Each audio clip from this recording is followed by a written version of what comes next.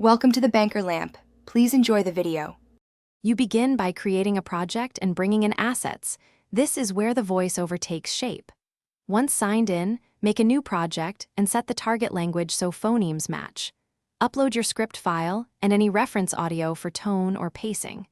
Make sure to also upload any background track or short sound cues. These help you balance levels later.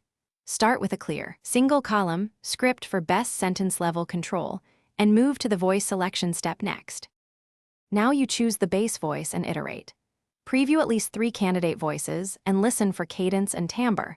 Once done, tweak rate, pitch, and volume to match your intent. Use SSML tags to add pauses, breaths, or emphasis because those subtle tweaks make synthetic speech sound human. Make sure to test lines with numbers, abbreviations, and punctuation to confirm pronunciation. Export short samples and /b them to finalize the best voice settings. Finish by rendering the full narration and exporting a high-quality file. Choose WAV or a high bitrate MP3 to retain clarity. Once exported, import the file into your DAW to normalize loudness and position any background music at about 1820 dB below voice.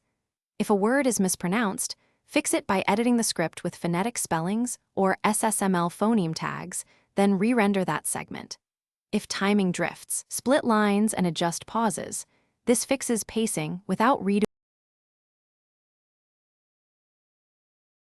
Thanks for watching. If this was helpful, leave a like and consider subscribing. See you next time.